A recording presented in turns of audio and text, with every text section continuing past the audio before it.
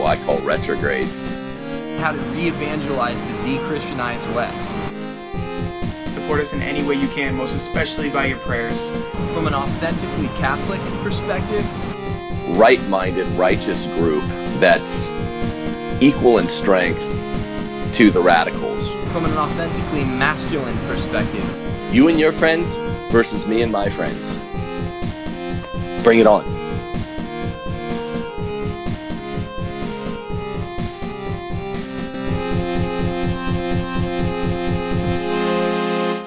Welcome to Rules for Retrogrades. I'm Tim Gordon with Dave Gordon alongside me here. Is there a Vatican takeover by SJs under the Pope Francis pontificate? Over the last week and a half, two interesting, quiet stories have floated over the internet. One on National Catholic Reporter, the other on LifeSite News by our friend Diane Montegna. The first one was by Joshua McElwee on November 25th, entitled Francis' Appointment to Jesuits to Lead Vatican Offices, an Anomaly in Church's History. I want to reference that one first, but it's an important way to frame the discussion and the analysis by saying this is utterly unprecedented stuff, that the SJs are being appointed at such a high rate to office. It's actually an intentional disavowal that, if we look through history, according to Diane Montegna, it seems to have happened. Isn't it, Dave? Well, I think that the issue with it, it's a bit unprecedented in terms of the Jesuits, who obviously have eschewed the notion of seeking higher ecclesiastical office unless they're called upon by duty as a faithful priest to do so. So they're not supposed to be going looking for the limelight. They're not supposed to be going looking for these positions of power.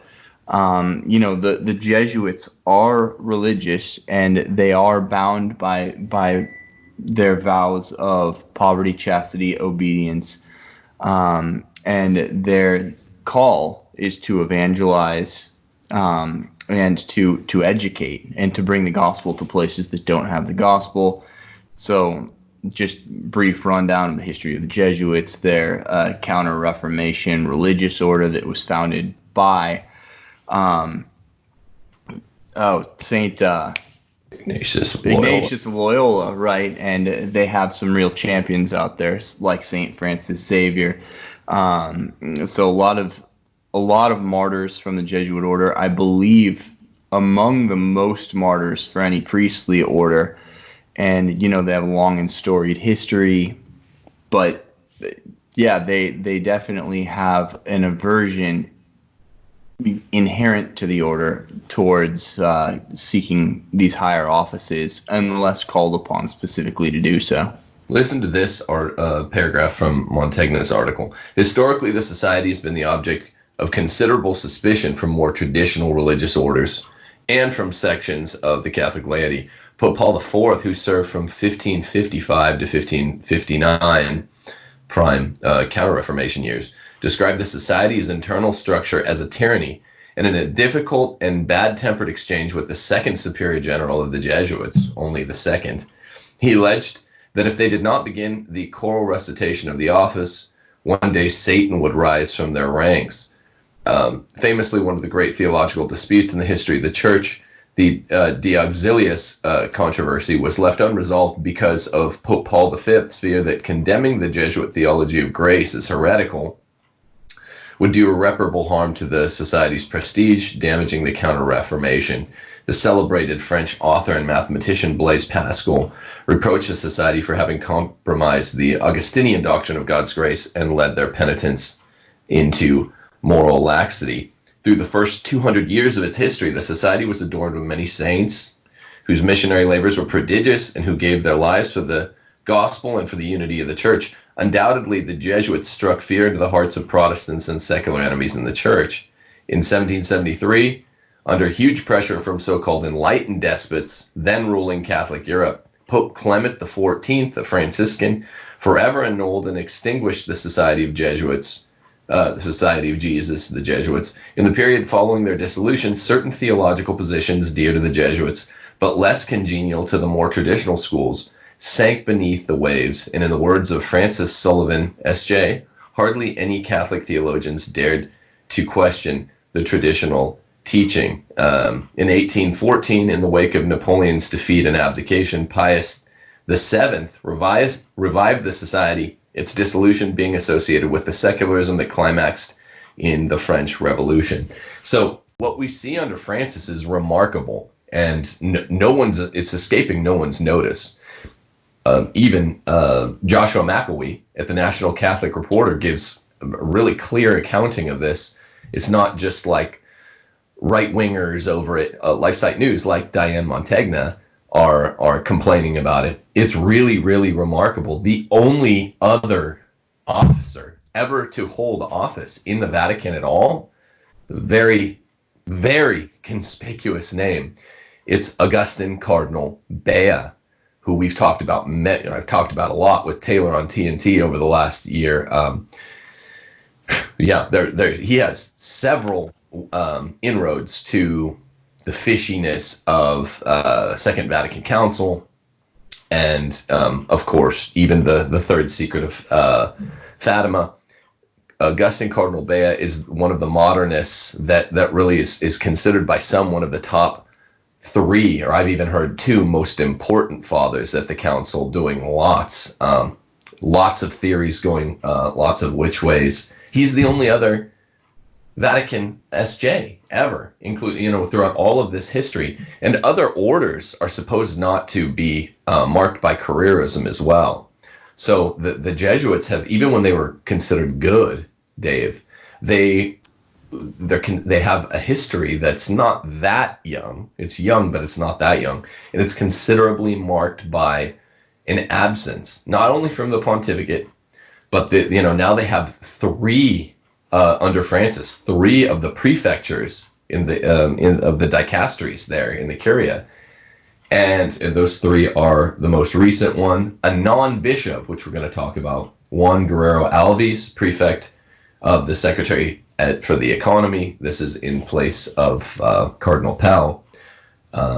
Again, not a cardinal, not even a bishop. There's Cardinal Luis Ladaria, who is the current prefect for the Congregation of the Doctrine of the Faith, and Cardinal Michael Cerny, a Canadian. So 3 is remarkable. Before we had Cardinal Augustine Bea, he led a Vatican office. It was before we called them the dicasteries, the Secretariat for Promoting Christian Unity.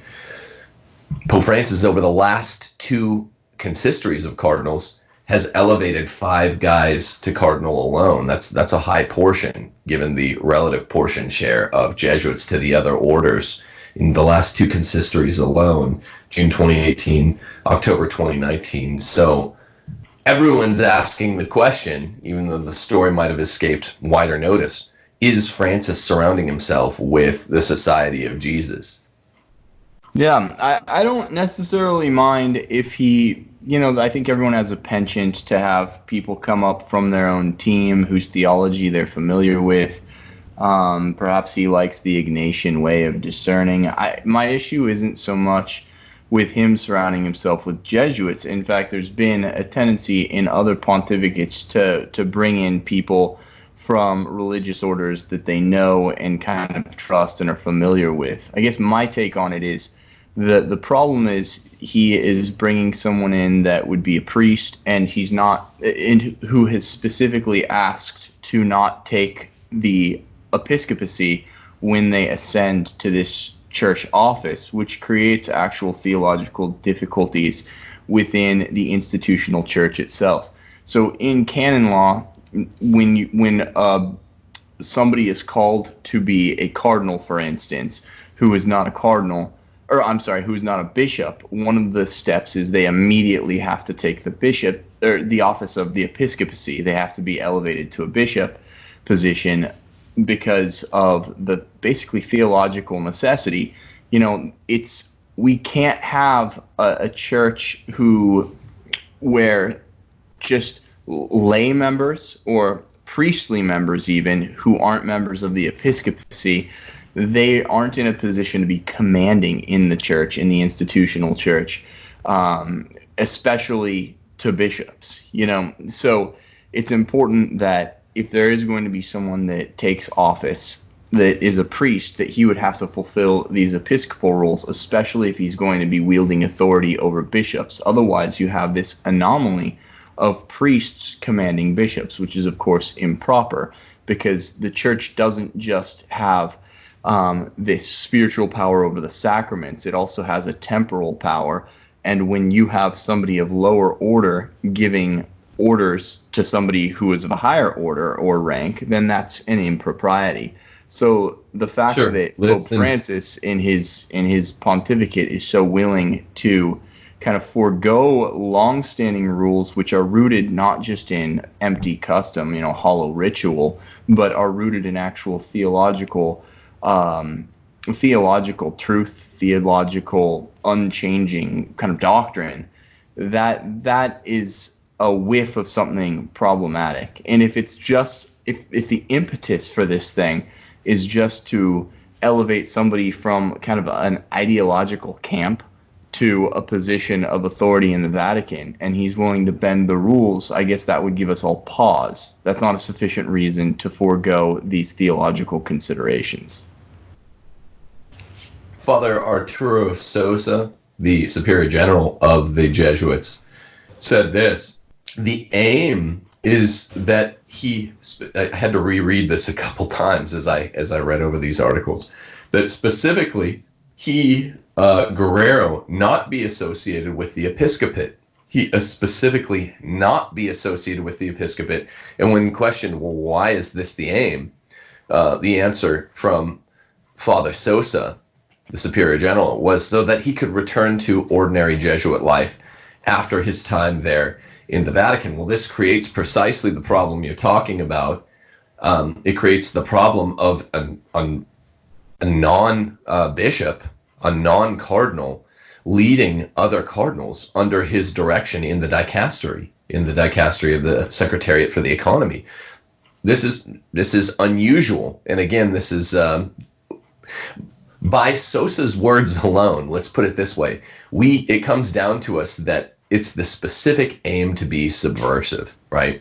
And the problem with Jesuits, of course, as the worst order, the most openly modernist order, openly today. We've talked. I've talked over the last 15 months on this show and on TNT about Father Sosa. His name's come up at least 3 or 4 times, just saying outright modernist things.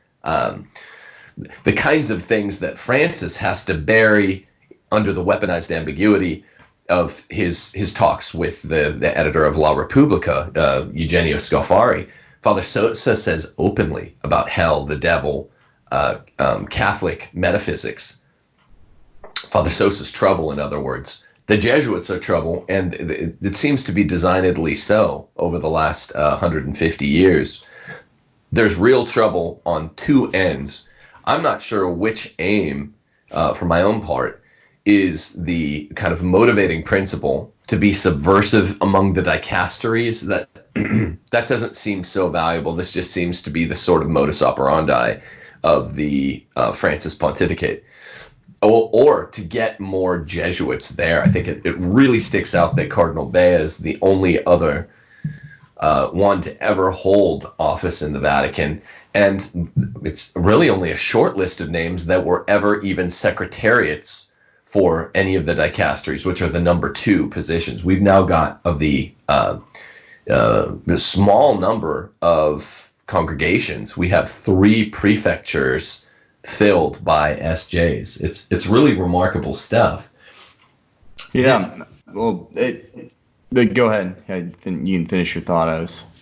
One thing I was going to note that's interesting, if you read these 2 articles, the November 25th article by Joshua McElwee in National Catholic Distorter, not often quoted or cited from here, and then the follow-up article by our friend Diane Mantegna, who does great work at LifeSite News, 1 week later on December 2nd, pretty similar reporting.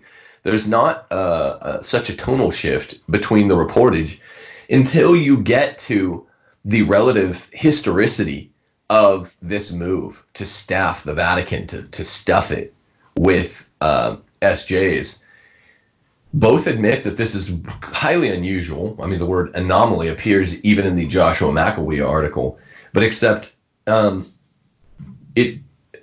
extent of the anomaly differs, right? In the McElwee article, he makes it sound like church historians and theologians say that in the very, very recent pontificate, this is rare. This is not quite fair to John Paul II and Benedict XVI. I wanted to read from a paragraph. I'm actually looking at it here. The point is, it's an anomaly across all of curial history, Vatican magisterial history. We quite simply, it's not just JP2, Benedict XVI. We have never had, aside from Bea, one, let alone three of the dicasteries headed by Jesuits. And again, I understand you said this. It's kind of common sense. Massimo Fagioli at Villanova made the claim in the National Catholic Reporter article, hey, isn't this just, they won, they got their guy, they got president, Pope, and he's going to put like-minded individuals with regard to himself. One, we know that the Jesuits aren't really supposed to be doing this. They're not supposed to be seeking office. But two, I mean, we don't have to ignore the obvious signposts coming from Sosa and the recent Jesuits since the council, that they're not in line necessarily even with the idea that these are the guys that gave us the concept of synodality. They're not even in the comfortable with the idea of pontiff with universal jurisdiction anymore, right? So several of the German SJs are the ones that are saying, hey, maybe we should back off of universal jurisdiction. Putting them as the greatest, the highest, the most important lieutenants to the Pope presents a clear conflict of interest. Just I go back to the structural challenges that it presents within the institutional church. I guess that would be my fundamental concern as far as the order, and why they tend to drift liberal, and just in overwhelming numbers today. That's also a secondary concern. If these were people if the Jesuits hadn't had this tendency to be heterodox, especially in maybe the past 60 years or so, I don't think too many people would be raising their eyebrows. If these were, choose your faithful order. What's a good one to say? Like Franciscan Friars of the Renewal or something, then I think we'd all be pleased. Or if it was FSSP priests, I think we'd all be pleased.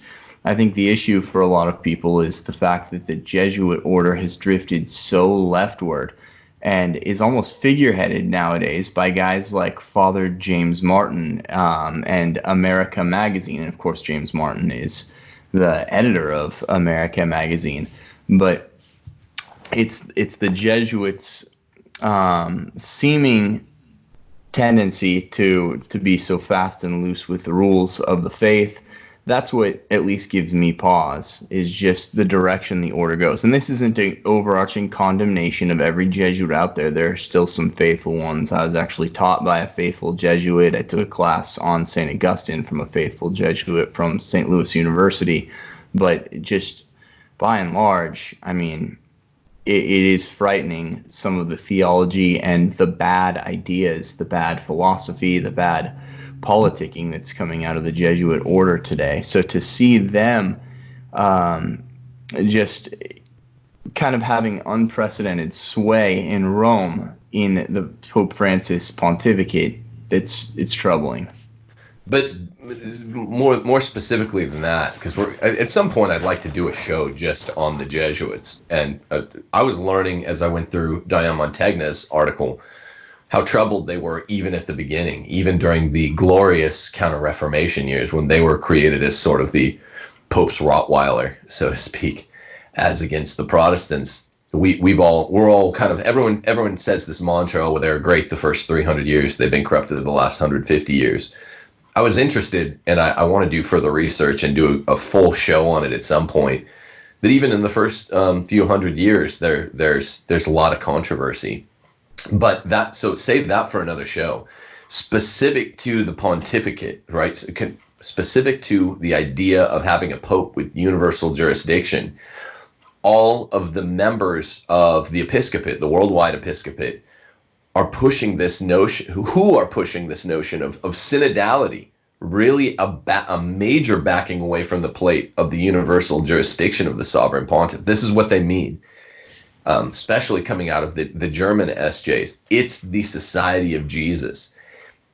I mean, I don't have to spell it out too much. Having them as the officers running the dicasteries there in Rome, in the Vatican, presents a clear conflict of interest, right? I mean, this is, if synodality has been pushed over the last 40 years almost exclusively by Jesuits, which I feel safe in saying it has, there's a conflict of interest there. That's yet one more rather specific reason not to have these guys. I mean, if the president was picking as a bunch of members of his cabinet, ex-lawyers and judges who turned politicians, who are saying, yeah, we believe in abolishing, the Article 2 presidency, the Article 2 executive, we would have a problem with this. So it's beyond just the reasonably well-premised aversion that most people have to the SJs in the world today. And yeah, there's a handful of good ones. I too, my mentor is an SJ in Rome, but nevertheless, I mean, it's not a hasty generalization to say that the Jesuits are hands down the most modern order, the most plagued by homosexualism. It's absolutely true. I mean, how many times? Well, yeah, it's hard to not think that when the main advocate of homosexualism in Western culture happens to be a Jesuit. So I see why you're taking it there. Certainly, and we're referencing James Martin, our friend here on the show, right? Slim Jim. Yeah. Yeah, no, I mean, but I've also seen, I can't remember if it was the first year, the Red Hat report, where they just said, look, these are the main religious orders that we're looking into for active homosexuals. It's all, I mean, Jesuits are always associated with, homosexualism and outright practicing homosexuals that are being looked into.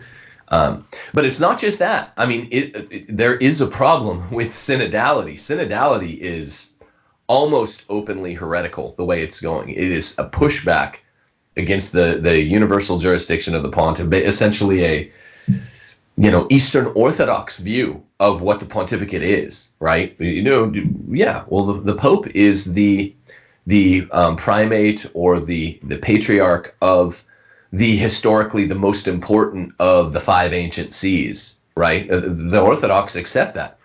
But, right, Rome is more important than Constantinople, which is more important than Jerusalem, which is more important than Antioch, which is more important than Alexandria, or whatever.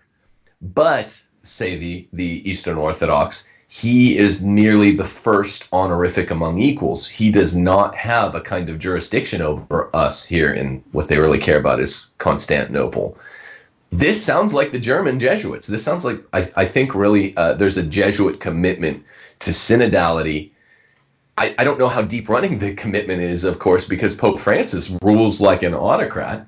He's a Peronist, ultimately. And several reports have snuck out over the last 4 or 5 years of the pontificate of him ruling with an iron fist. Nevertheless, he, a Jesuit, and all these Jesuits that he's pushing to the top for the first time ever, they have really made synodality their own. And that's the specific ground for the real objection, the real discomfiture felt by many in having a bunch of servants to the Pope, lieutenants to the Pope, that don't even necessarily believe in the true concept of Pope. Yeah, I mean, if that's the case, I'm not sure of specifically Father Guerrero's position on that. I guess again, my my worries about this, I guess what's giving me pause is just the upset to the institutional church that it would seem to cause.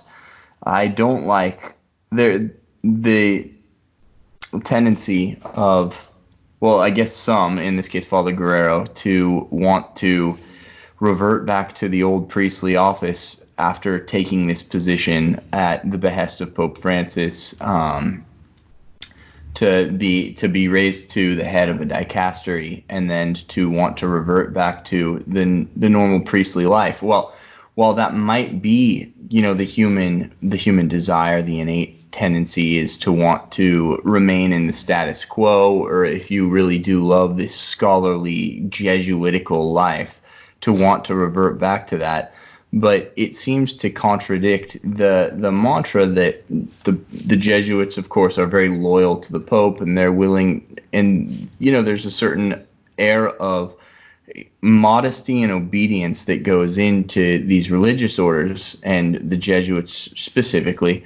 If they're supposed to cultivate this air of modesty and obedience, and he's called to be the head of dicastery, it smacks almost a bit of arrogance to be like, well, I'll do it, if I must, but then I want to go back to my old state in life. When we're elevated to a position in the church, this is a calling almost from God. This is a vocational calling, or it's one that's at least rooted in vocation. If you're called to be the head of a dicastery, then God is calling you to the episcopacy. That's the ordinary circumstance of this thing. Now, there's nothing intrinsic to an office in the church that means you must be a bishop.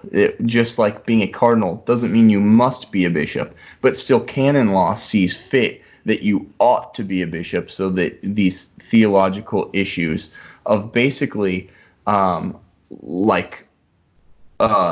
private giving orders to a general doesn't take place, and a priest giving orders to a bishop is like a private giving orders to a general. It's Sure. improper. It's not something that we're willing to countenance, even though there's nothing that explicitly, in the deposit of faith, prevents this thing from happening. It's an offshoot. We can just reason to the fact that it's improper, and that's why the canon law is such that, when somebody is elevated who's not a bishop to the office of cardinal, then he must have the episcopacy conferred upon him immediately. It's the same thing with getting elevated to being the head of dicastery. Well, that means you should accept that there's a kind of vocational change that's taking place here, and that you are going to be called to a different state of life. So it's arrogant, and it's against the Jesuitical way to say, well, I'll do it, but, I want this. I want to go back to, looking at old, dusty copies of thick tomes in my dimly lighted study when I'm done, or whatever it is that some of these very scholarly orders, like the Jesuits and Dominicans, have a penchant for doing.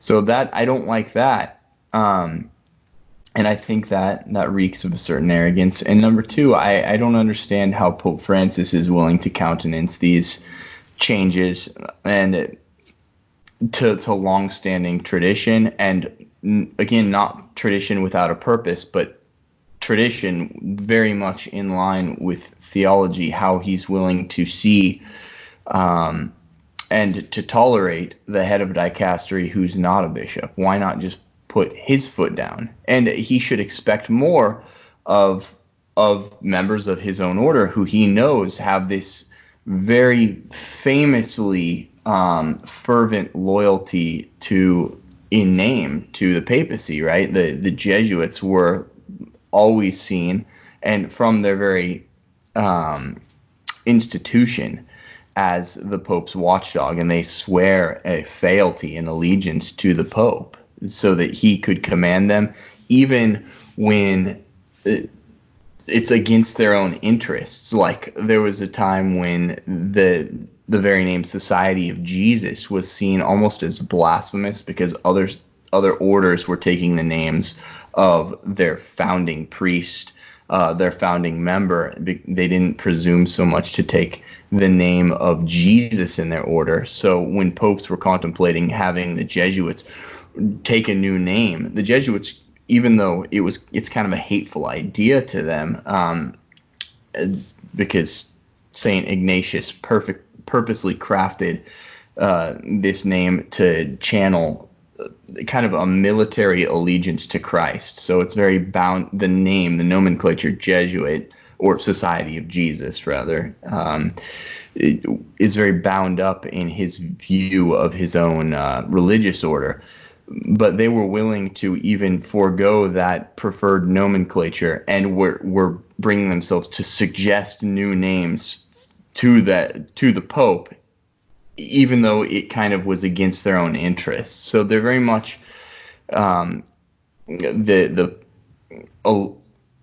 they have a strong allegiance to the Pope and have vowed obedience to the Pope. Let me break in here for a sec. So a couple things. One, we don't have to keep parroting this out. I trotting it out there. Everyone loves Saint Ignatius of Loyola, but number one, the great point of irony here is maybe they should have taken their saint's name, right? Because maybe we needed a more open, instangiable charism of what you're calling humility. No one has seen this for over 100 years. The so-called humility of, we want to defend Jesus, we want to defend the Pope. This is the order. I have this article on synodality, the history. Even the International Theological Commission, convened by the CDF, says this notion of synodality is new even by Vatican II standards, right? That the Jesuits are pushing. So that allegiance to the office of the Pope is gone. Number two, and I mean, perhaps if we had a kind of perduring Ignatian love for Jesus, love for the church, and its vicar through Christ on earth, maybe that would work. Maybe that's why taking the name of Dominic or Francis or whatever helps, at least. Not that the Franciscans are perfect. Also, number three, I guess it would be, the Jesuits now seem to be marked, as far as I can tell, by this false humility. Right, this humility of Francis, the ostensible humility of Francis, where it's like, well, I'm not going to take the papal apartment, and then he ends up spending more money or resetting up his digs, and than he would have had he taken the palatial apartment of usual pontiffs. It's a breaking with tradition that seems to run through the Jesuit order, that is done in the name of humility, and ends up being the least humble thing imaginable, the most vainglorious move or gambit that could be made. That's exactly what's happening here. When Sosa was questioned, which you keep talking about, you're saying this is your main concern. He keeps being questioned. Well, doesn't this subvert the magisterium's pecking order? That's where I was going to end this part. Despite it shows a kind of, like I said, arrogance to say, and not walking in lockstep with the Pope, and not being allegiant to the Pope, to say, I'll take this office, but I won't, take the episcopacy, or can you please not? Jesuits traditionally, as part of their charism, as part of their vows, would be like, okay, the Pope says jump, I say how high. So the fact that, now there's this, you see what's been played out with somebody saying, I'll take this office, but I'm not going to, become a bishop as I should. It's like, no. The Pope asks, you need to be a good and pious priest now and do your duty for God, for Christ, right? That's where I was going with it. Of course, but the point is, where did Guerrero come from? He'd been serving as a general counselor in the name of Father Arturo Sosa, at the, I think, the Jesuit house there in Rome. And he was presumably, this is part of the design. I mean, this is there's an irony within another irony. I can't remember. You get lost in the madness here in Clown World, which is Vatican City, late 2019. This is ostensibly all Francis's design. Well, I see what you're saying. You're saying perhaps there's something more nefarious or insidious at play here, which is actually to sow confusion and perhaps chaos into the institutional church by having the equivalent of a private commanding a general. And while is that where you're going with it, Tim? Well, yeah. I mean, there's sure. Sure. No, I'm just for It's clarification. And again, I'm not sure on this for my part. I'm not saying that that's for sure what I think is happening. Certainly, I would be open to further evidence in that direction. But it's certainly within the realm of possibility that we're looking at maybe it could be just accidental and kind of theological bungling and incompetence, or it could obviously be a sign that perhaps this is a wider effort to undermine the magisterial differentials and the hierarchy in the church, which sadly enough is not foreign altogether to this. It's not an accident. Sosa said, you're overlooking the fact here. He says the aim was specifically that he, Guerrero, not be associated with the episcopate. So the aim was specifically to not be associated with the episcopate, to just be a priest below the ordinary of the Jesuits, Sosa, and that he not be associated with the episcopate. I mean, this is an exercise of the universal jurisdiction of the pontiff anyway. He can say, look, if this guy doesn't want, you're under orders, right? All Sosa has to do as the superior general is say, okay, here you become deputized as a bishop, and all Francis has to do at the next consistory is bring him up to a cardinal. Not that he needs to be a cardinal, but he should at least be a bishop to be holding order. I mean, it's a tradition anyway. Obviously, it's a tradition being taken great labors to part ways. I want to go back to the concept of synodality for a second. It is being pushed. It's a novelty, according to the International Theological Commission, even by the standards of Vatican II. It's meaning International Theological Commission is saying this is something that's been pushed in the last 25 years, really, the latter half of time from Vatican II onward. There's a great Catholic News article called "What Exactly is Synodality?" And it's really clear that this is a concept being pushed to almost like a kind of new conciliarism, which we don't accept conciliarism. We reject as Catholics conciliarism, the idea that a Congress can counter veto a president, as it were, that a council could act as a sort of check power on the pontiff. This would be even more extreme because it's not even ecumenical councils of all the world's bishops acting together. It's synods that are sort of like the tail ostensibly wagging the dog. It's really been a check. If you look at Cardinal Reinhold Marx in Germany, who says, look, Reinhard. What? Reinhard. You said Reinhold. Okay. So, yeah, Cardinal Marx there. He's saying that this is a check that really under the national bishops' conferences. Really, we're not subject to Rome. This is synodality. This is, like I said, the schismatic spirit of 1054, worse than schismatic spirit of 1517, which I think Marx reminds me more of the Reformation than even the Great Schism. It's the view of the Pope held by Protestants, or at a little bit better, the Orthodox, and these guys are the ones that are being pushed by Sosa, working in conjunction with Francis, to be his advisors. So this is kind of the only analogy I come up with is this is kind of like a president surrounding himself with a bunch of men that are committed to this concept of slowly dissolving the presidency. Among all the other many theological modernisms that are really headed by the Jesuits, we don't even have to talk about them today. It's just with particular view to the magisterial structure, right?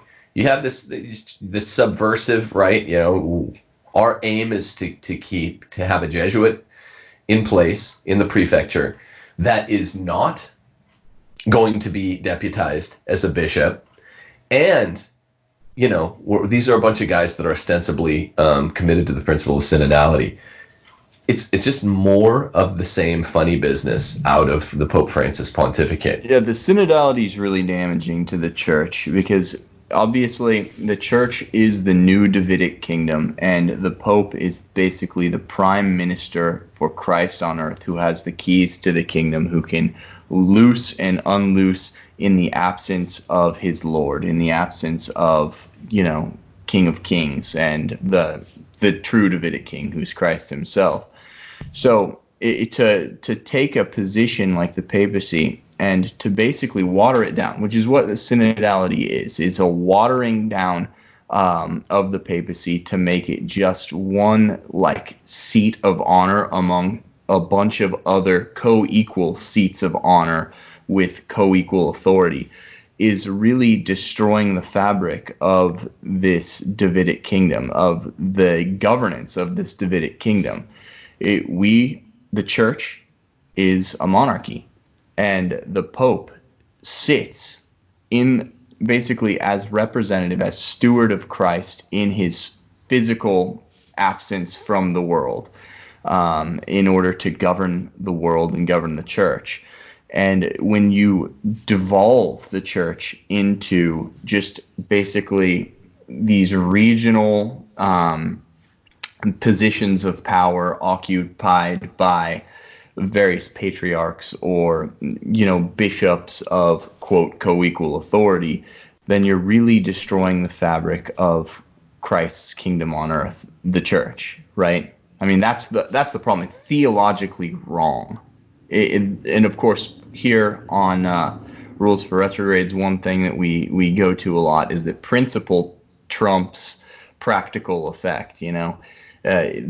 So we can always appeal to, well, this isn't going to work out for the church because you need one head, right? Just like when the Orthodox tried to call a pan-Orthodox council and they couldn't do it because they didn't have one head to call the council. Yeah, those are practical problems. But the main problem here, so that we don't have the tail wagging the dog, is the theological problem of that's not what Christ set up. The church is the fulfilled Davidic kingdom. It's the fulfillment of the promises to David. It's the everlasting kingdom that was going to be set up by a Messiah. And we have Christ reigning as king. And in his earthly absence, we have his vicar, the Pope, sitting in the chair of Peter, who is governing us. And there is only one vicar of Pope. There's only one prime minister of the Davidic kingdom. And that is the Pope. So that's the theological problem. Okay, so the primacy of the Pope is what's being attacked here by synodality. And there's an irony within ironies, like a pontificate of humility that's the least humble pontificate we've ever seen, but it's going under the surname of humility. I see this similar thing. Actually, Jesuit was an epithet attached to the early Jesuits because they refused to follow church tradition. So it's a similar kind of thing. It's like, well, we're going to be the most Jesus-like. And it's like, well, all the other orders take the name of their founder, man. Maybe this is the more humble thing. One always, as a churchman, as a member of the church, we're not Protestants who, you know, are not members of the church. You can't even call the Protestant congregations church for this reason. To be a member of the church, you always acknowledge devotion to Jesus through the Pope, through a filial love for the Pope. So how humble is it to try and restructure the whole church? You can't be like, this is the pontificate of humility if you're attempting to restructure the way the church has been for 2,000 years. That doesn't work. Which is magisterial. And this is, I think, my closing point here. there's something fishy about this, even at the beginning, to be like, no, we're the Society of Jesus. It's ironic, and maybe it's just a counter-reformation measure, but it sounds like, oh, Christ alone. We don't pray to saints. We don't need all these. We don't need the patriarchate. We don't need primates. That's not the church, right? And there's something, there's what one who's placing a little more credibility in the good motives of the early Jesuits might say is, hey, this is ironic that it's turned out this way, that the Society of Jesus is now not really working for the Pope so much anymore. Or you could just say, you know what, actually, this is what you get when you refuse to work through the channels of the church. It's interesting stuff. And the Jesuits they were always known for the practicality, and they're always known for their motto, AMDG. Well, it's really turning out to be a takeover. And this is something we're going to keep our eyes on here on Rules for Retrograde. Today we're out of time. Dave, do you want to take us out? Any parting shots? I gotta run. Yeah, I would say, well, first of all, apologies for my generally sleepy appearance today. I'm getting over a bout of mononucleosis, which hasn't been fun. So I've been kind of just out of it the last few days in like a sleepy and sick haze. So yeah, that's that. We pray for the Jesuits because they were stalwarts for a long time of Catholic orthodoxy for a long, long time, and they've sent a great many martyrs out into heaven on behalf of the true faith. So it's truly it pains my heart to see the way that this order has gone, and like Tim says. And like I said earlier, we both have known good Jesuits and still do. And so this is not an overarching condemnation of the whole order, but it is frightening the overwhelming numbers of Jesuits that are just unfaithful today. It's got real issues, and we pray, truly pray, that they come back into the bosom of the church, and they take up the call of their founder, St. Ignatius, and again some of these great heroes like St. Francis Xavier, and really march forward under the banner of Holy Mother Church. That's kind of what I have. National Catholic Reporter article. Everyone's taking notice how aggressive the stance of the new Jesuits has been. But I got to run. So everyone, please follow us on Twitter. If you want, pick up our Patreon accounts. We're glad and we're pleased. We're honored to be doing our best in this time of Christ to serve the church. Please follow us. You got our Twitter handles right there, and our Patreon accounts coming up with our fine Rules for Retrogrades music. Everyone have a good day. Peace out. Later, guys.